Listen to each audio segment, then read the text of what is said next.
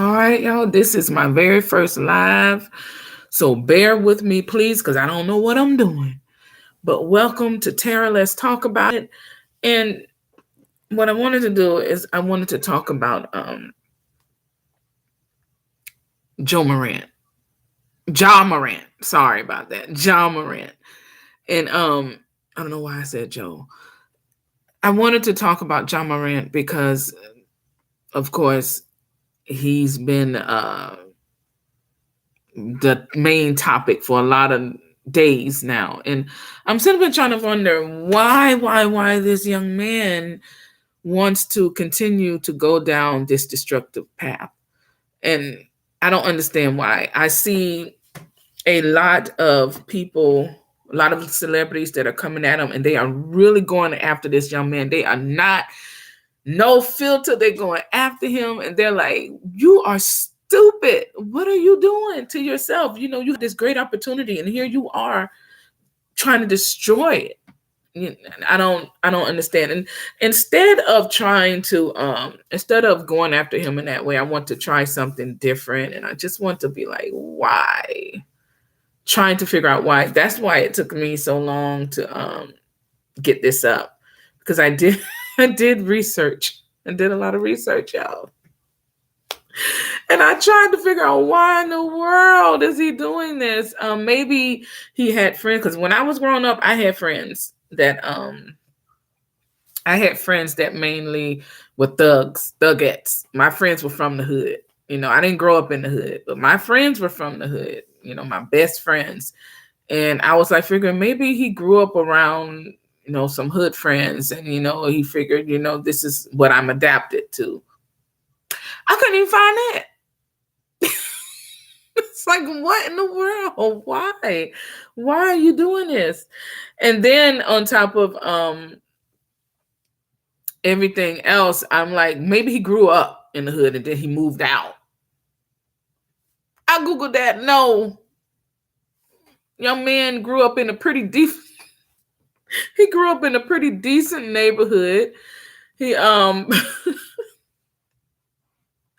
yeah, I'm gonna bear with me for a minute.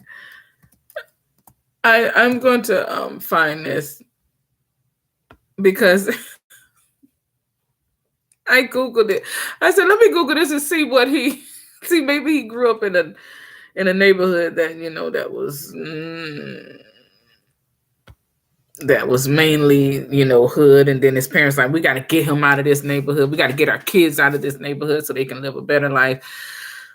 But nah, when I Googled that, it said that Ja Morant grew up in a town with less of a crime rate than most towns in Arkansas. Ja Morant had a basketball court built in his backyard when he was a kid, and a 2-parent household, roof over his head his entire childhood. Grew up in a town with less of a crime rate than most of towns in Arkansas. I don't know. And a little bit more for those of you who don't know who Ja Morant is. Let me just go and give you a little background on him. Ja Morant is an American professional basketball player for the Memphis Grizzlies of the National Basketball Association, NBA. He played, and I got this info. Let me stop. I got this info from the Wikipedia. So, and he played basketball. He played college basketball for the Murray State Racers, where he was a consensus first team All-American as a sophomore in 2019. He was accidentally discovered by mid-major program Murray State of the OVC in July 2016 when assistant coach, this is how he was discovered, y'all. This is how, you know, God has a plan. He was discovered. When assistant coach James Cain attended a camp hoping to see a player who was joining his team, while looking for a snack, Cain noticed Morant playing a 3-on-3 game in an auxiliary gym. And he was so impressed, he contacted head coach I think I said his name right, McMahon, who soon offered Morant a scholarship. This is your path, young man. This is what God has for you. And I just don't understand. He was born in Dalzell, South Carolina, to parents T and Marie Morant. His mother, to parents T and Jamie Morant. His mother, Jamie, was a point guard in high school and a softball player in college. While his father was a high school teammate of Ray Allen and played basketball for Clifton University after playing semi-professionally. And T considered playing professional basketball overseas, but when Jamie became pregnant, his wife became pregnant with Ja, he abandoned his basketball career and stayed at home, becoming a barber instead. So your dad sacrificed his basketball career to stay at home, to be an at-home father, which people are saying, I don't know. People are saying that, we need a two-parent home in the Black African-American community, two-parent home, and that would make a difference with a lot of these African-American kids who are going down the wrong path. But here you have a young man who grew up in a two-parent home, African-American home, had a mother and a father, had a father who quit professional basketball overseas to stay at home, to be at home in the household with his family, with his children, so that he can help take his children on the right path. And here you are. If anything, I would be very, very agitated at that. Your dad actually sacrificed his basketball career for you, and here you are playing these silly games. I don't know. I know when I was growing up that I actually grew up around thugettes. I call them thugettes. I grew up around them. And I know that I grew up in a pretty decent area. My mom said, we're going to get you out of this. My sister and I'm going to move you into a decent area. And that's what she did. She had a great job. And she moved us in a decent area. As a matter of fact, when I was going to school, there were some kids who thought I was rich. No, they didn't realize how much my mom, sacrificed. And they didn't realize, she had to go to work for hours and hours and hours on hand to even give us the clothes on our backs. But because I wore new clothes, and because my mom kept us up, they thought I was rich. No, but it's because of the area that they grew up in. They grew up in the hood. So, I don't know. I know that me hanging around with my thugette friends, and being my best friends, they actually protected me. They didn't do what this young man's friends are doing or whoever they are. They actually said, I remember Freaknik was happening, and down here in Florida, that's right. Lovely T, shout out. I'm from Ratchet, Florida. I'm proud, dang it. Okay. I'm not going to be like, I'm proud of Florida. I'm a Floridian, dang it. Okay. Thank you. Shout out to Lovely T. Love you. I watch you. I know that being down here and being where I'm from and being where they're from, stepping out of my area into the hood, it was like a totally different world. It was very different. And of course, my mom had rights to worry. She did it because she didn't realize that my friends were, actually looking out for me. When Freaknik came, they were like, Terry, you want to go? I was like, no.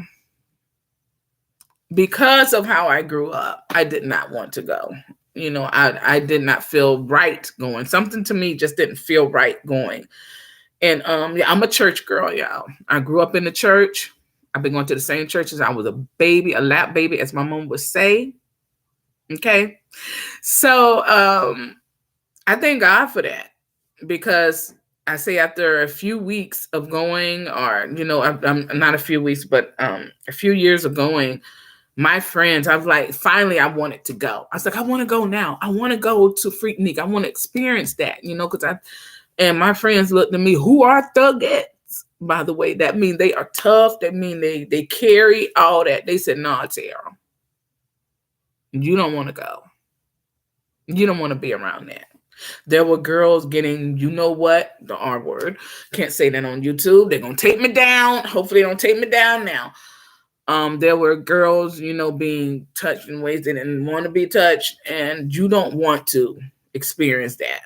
So they protected me from that, but I don't know, the friends, that so-called friends that he's around, you would think they'd be like, man, put that away. Stop. Don't don't risk your career, And there was also something else on I'm going to say let me see if I can find it.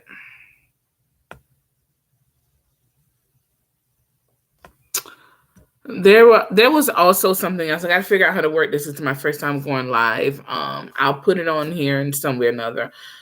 That I read somewhere that his mom even called him to the mall to come down to beat up somebody. Why? I would never in a million years. This is my child's future. Never in a million years do that.